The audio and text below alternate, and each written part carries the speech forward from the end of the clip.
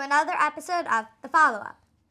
I'm Eden, and this is my dad, Noah, and every week we sit on my bed and have a conversation about something we want to talk about.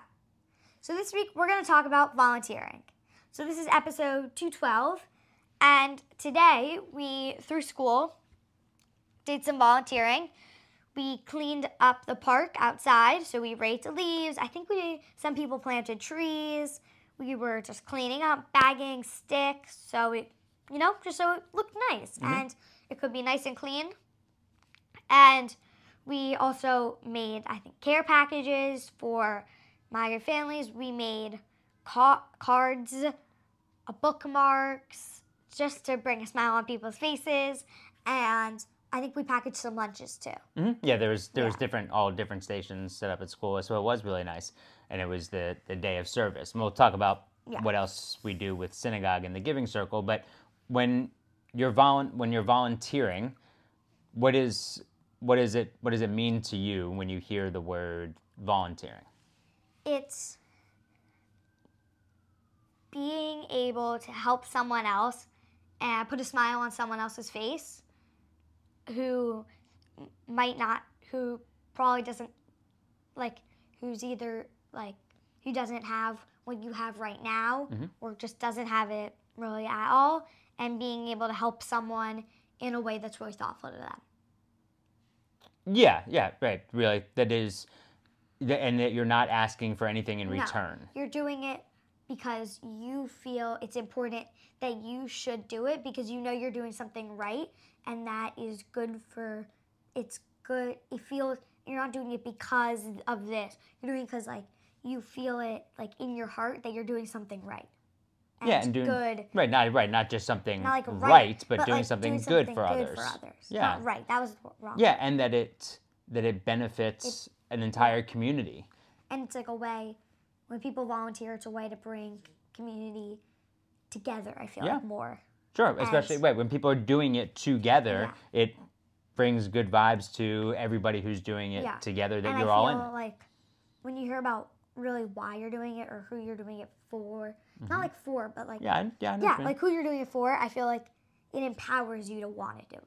Sure. And so so that was through school, and then through synagogue at the family shul in New York Hebrew, we do the giving circle, mm-hmm. and so that's 6 times a year with an event. And this past year we would get videos from the soldiers in the IDF who had gotten our cards or care packages. Because even if we were making let's say, I don't know, we were doing something, but there's always a card station where you can just send someone a nice note. Yeah. And that's nice. It's always nice to see them getting it. Right, and then the other night there was a at Sukkot in the sukkah there was a man there who was in the IDF, and he had come to the U.S.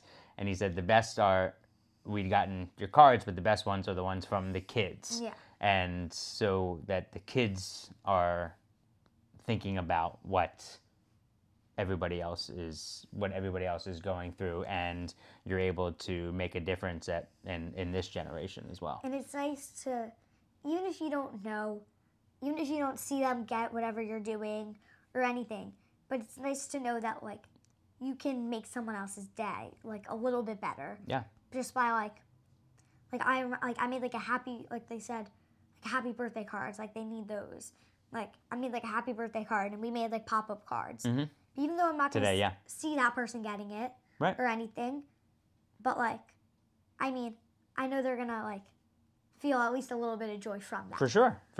I like to think about, as when we hear stories of the organizations that we're benefiting, of trying to think a little bit more about those people and what they're going through, and do your best. I would try sometimes to find a quiet moment, close my eyes, and think about it as I'm doing it, or when I write a letter, to really think about not just write some words I hope this helps your day or something like that, but try to let someone know, not only are we putting this together because we care, but I'm going to take this time to write a note that will really allow that other person on the other end to know that someone really took their time to do this. Or like let them know who like.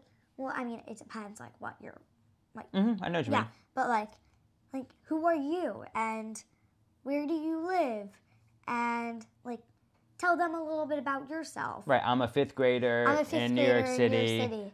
And then write something like to them. Yeah.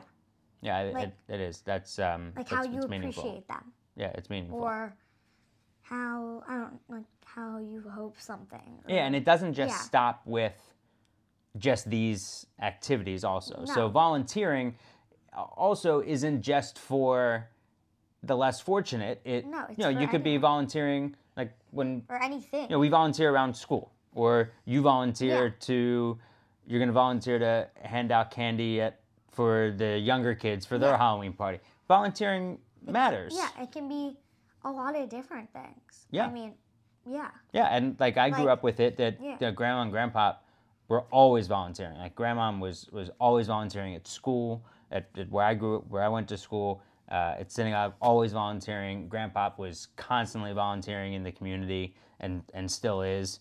And it rubbed off on me. And then Mom and I would do New York Cares projects here, more so before you were born. And now we're doing all these other things with you. Yeah. But New York Cares projects all over the city that remember Daniel's music, or we met the folks through Daniel's music, but we would go on walks with people who needed people to walk with them around Central Park.